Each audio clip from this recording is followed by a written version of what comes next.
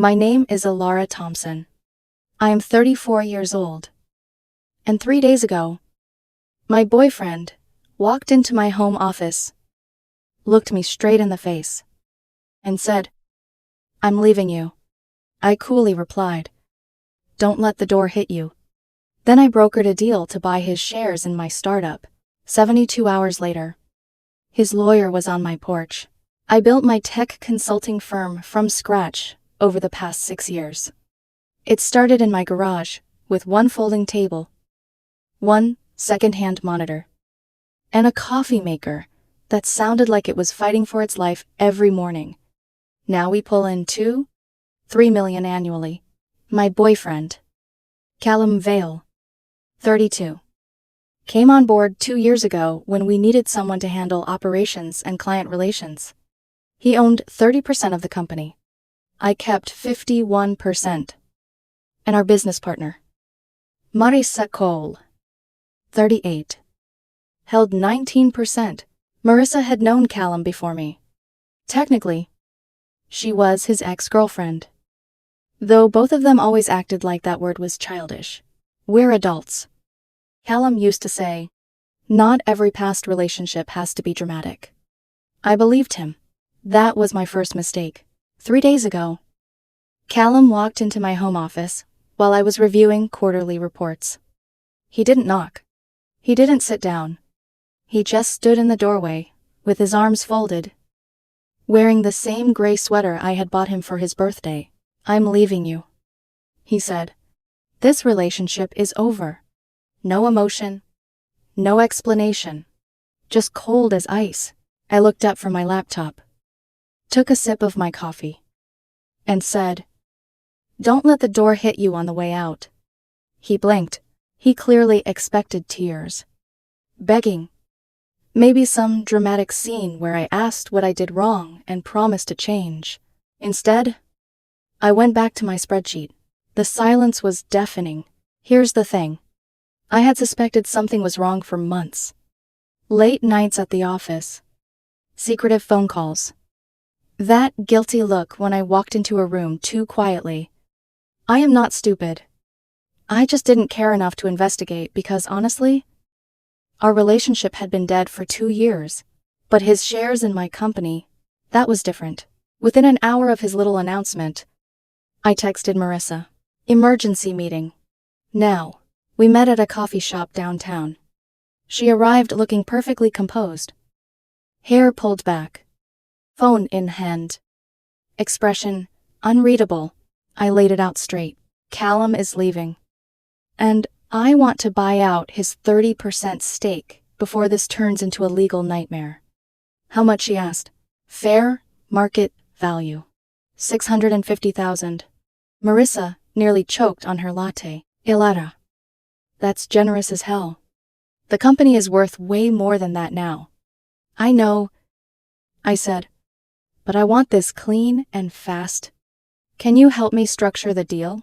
She stared at me for half a second too long. At the time, I thought she was shocked. Later, I realized she was calculating. Long story short, we drafted a purchase agreement that same afternoon. I had the cash liquid from crypto investments I made years ago. By evening, the paperwork was ready when Callum came home to pack, because he had apparently been staying at his sister's place. I slid the contract across the kitchen counter. "What's this?" he asked. "Buyout agreement for your shares. 650,000 cash. Closing in 48 hours. He laughed. Actually laughed. "You think I'm stupid?" "No," I said. "I think you're leaving." His smile tightened. "Those shares are worth at least $1 million now." "Maybe. But you're also walking away from the company I built. Take the deal. Or fight me for years and probably end up with less." He stared at the contract like it had insulted him. "You're really this cold?" "No," I said. "I'm prepared." That was the first time I saw fear flicker across his face. He grabbed the papers, said he would think about it, and stormed out. "This morning," he signed. "The money transferred this afternoon. I own my company free and clear now. Except for Marissa's 19%, Callum can have whatever is left of his personal stuff. The house is in my name only. I bought it before we got serious. And I have already changed the locks, the passwords, the security codes, and every company access point he used to touch. Am I being cold? Maybe. But he chose to blow up our life with zero warning and no discussion. I am just protecting what I built. The next morning, I thought the hardest part was over. I was wrong. At exactly 8 o'clock, my doorbell rang. Standing on my porch was a man in a tailored navy suit, carrying an expensive leather briefcase. Ms. Thompson, he asked politely. Yes. I represent Mr. Callum Val. Of course he did. He introduced himself as Callum's attorney before explaining that his client wished to rescind the share purchase agreement. I folded my arms. That's not really how contracts work. He signed while under considerable emotional distress. He signed after 24 hours of reviewing the documents. We believe the agreement was coercive and that the consideration was inadequate. I actually invited him inside, not because I agreed, because I wanted to hear how ridiculous this argument would become. He spread folders across my dining table and launched into an impressive speech about emotional manipulation, unfair bargaining positions, business valuation experts, and marital equivalent contributions. Finally, I interrupted. So what exactly does Callum want? A full valuation of the company. And a fair division of all shared assets connected to the business. And potential financial support based on his operational contributions. I couldn't help myself. I laughed. Not politely. Not quietly. I laughed so hard, the poor attorney actually stopped speaking. His contributions, I asked. He managed operations. He answered client emails. He coordinated schedules. He helped maintain the business. He was an employee. I said calmly. He received equity because we were building a future together. I leaned forward. This company exists because of my work, my clients, my reputation, my 16-hour days. The lawyer calmly pulled another document from his folder. Forensic accounting. Independent valuation. Financial review. I raised a hand. You know what? Do your worst. The money transferred. The contract closed. The shares are mine. If Callum wants to spend years in court chasing something he already sold, that's his decision. The attorney packed everything away. He remained professional.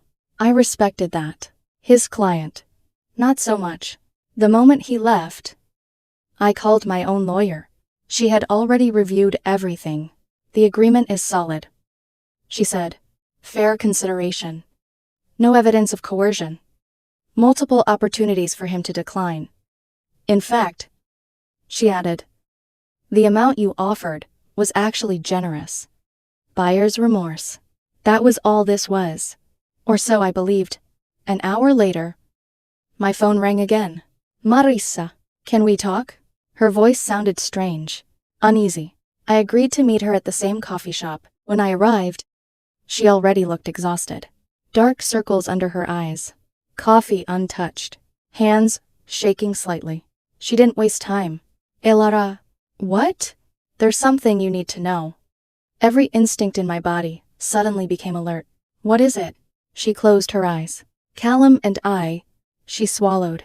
We've been seeing each other. Everything around me became strangely quiet. The cafe was still busy. People laughed.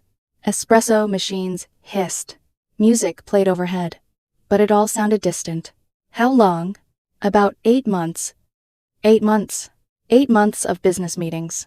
Quarterly reviews. Holiday dinners. Weekend conferences. 8 months of smiling across the same boardroom table while pretending nothing was happening. I didn't yell. Didn't cry. Didn't even move. I simply asked another question. Does he know you helped me structure the buyout? Marissa looked down. No.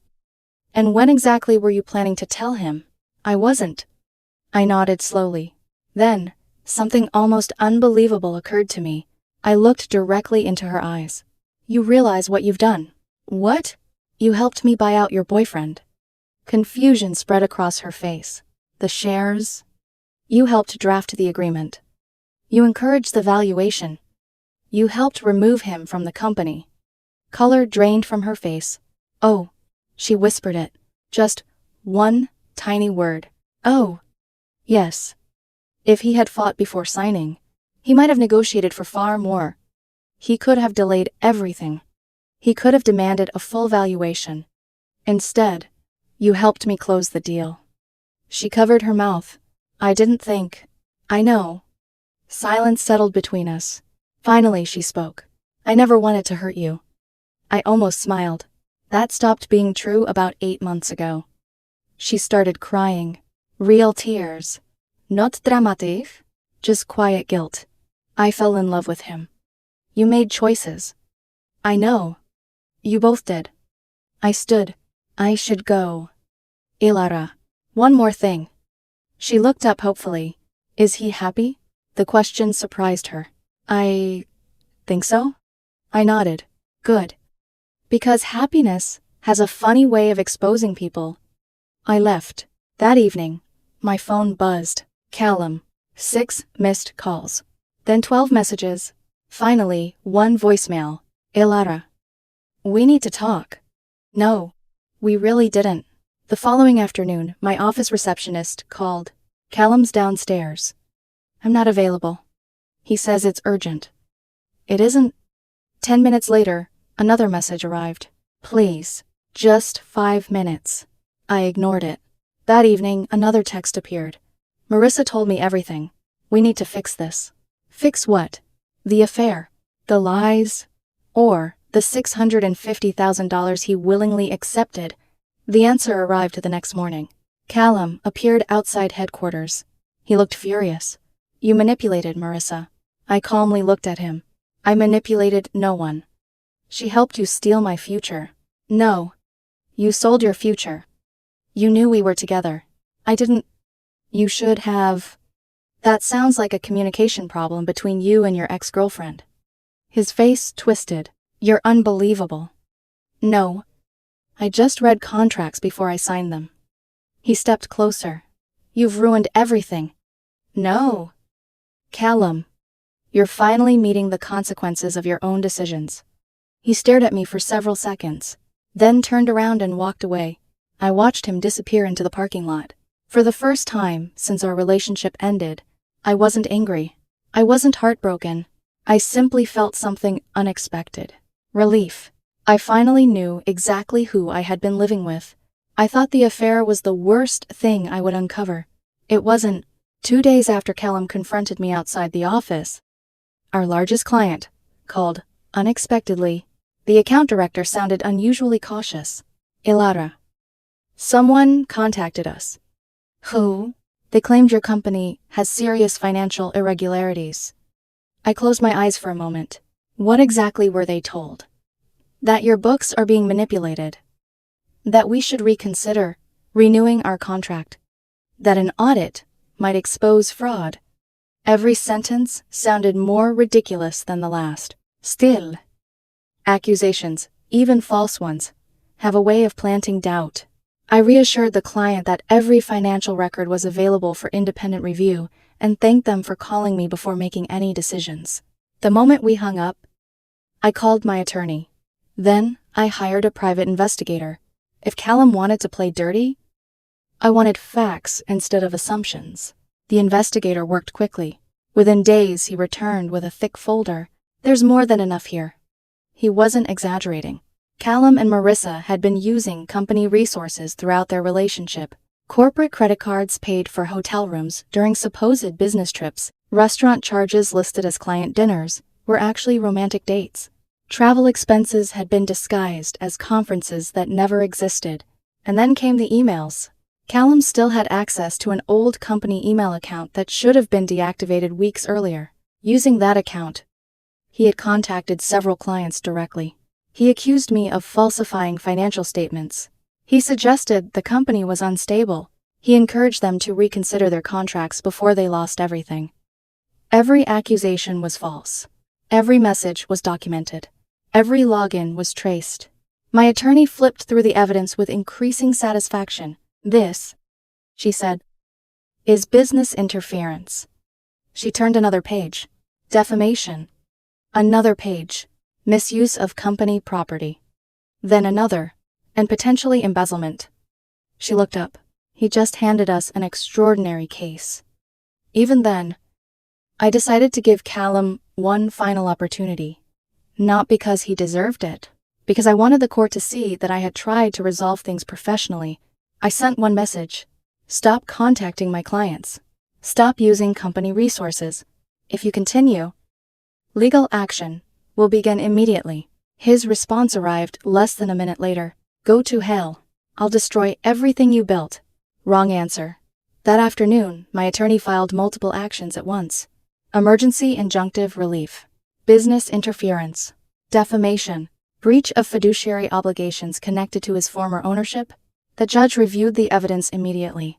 Within 24 hours, Callum was prohibited from contacting our clients, entering company property, or representing himself as connected to the business in any capacity. But the legal problems didn't stop there. The financial investigation continued. Every unauthorized company expense was documented. Every fraudulent reimbursement was calculated. Every personal trip, disguised as business, became another piece of evidence. The total reached $47,000. Money taken from the company. Money that belonged to everyone involved. The investigator forwarded everything to law enforcement. A week later, my phone rang again. It was Marissa. Her voice barely sounded recognizable. They arrested him. I remained silent. The charges are serious. I know. He says, this is all your fault. I almost laughed. My fault. He says, you should have handled this privately. I did. I warned him.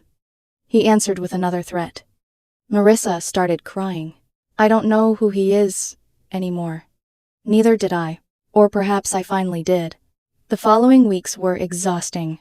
Meetings with attorneys, client reassurance calls, financial audits, employee questions, rumors. News spread surprisingly fast throughout our industry. Fortunately, so did the truth. Our clients stayed. Some even thanked us for handling the situation transparently. 3 major contracts were renewed. 2 new ones were signed. The business continued growing despite everything. Several months later, the criminal case reached its conclusion. Callum accepted a plea agreement. No prison sentence. Instead, probation. Full restitution of the $47,000. Mandatory financial penalties. His professional reputation never recovered. The civil lawsuit ended shortly afterward. He agreed to pay $180,000 in damages for interfering with company relationships. He signed a strict non-disclosure agreement. He was also required to send formal written apologies to every client he had contacted with false accusations. Ironically, those apology letters restored even more confidence in our company. The divorce-equivalent property dispute ended quietly. There was no financial support. Very little property required division, because nearly everything significant had been protected long before. He kept his car, his personal belongings, little else. As for Marissa, she ended her relationship with Callum shortly after his arrest. One afternoon she walked into my office. I was wrong. Yes. I don't expect forgiveness. You shouldn't. I've ended things. I looked at her for several moments. We'll keep working professionally until I purchase your shares. You're buying me out? Yes. I can never fully trust someone who hid an 8-month affair across the same conference table where we discussed company strategy. She nodded slowly. I understand. Some betrayals don't end partnerships. They simply change them forever. Several weeks after everything was finalized, I saw Callum unexpectedly at a grocery store. He looked older, not because much time had passed, because regret ages people differently. He noticed me immediately. Elara. I kept walking. There was nothing left to discuss. No speech could undo what he had chosen. No apology could erase months of deception. No explanation could restore trust that had been broken long before I discovered the truth. Today, the company is stronger than it has ever been. We've expanded into cloud security consulting. I've hired an exceptional operations director who earned that position through talent rather than personal relationships. The office feels lighter, healthier, focused. Funny how removing the wrong people creates room for the right ones. People still ask whether I was too cold. Maybe. But protecting what I built was never cruelty. It was responsibility. Would I change anything? Yes. I would never mix ownership with romance again. I would have revoked access the very day he walked away. And I would have trusted my instincts months earlier instead of hoping silence meant peace. Last week I bought a new house. A place that belongs entirely to me. No shared memories. No complicated paperwork. No hidden betrayals waiting behind familiar walls. Just a fresh beginning. Sometimes revenge isn't screaming. Sometimes it isn't winning an argument. Sometimes it's waking up one morning, realizing the chaos is finally over, and discovering that the life waiting on the other side is better than the one you were so afraid to lose.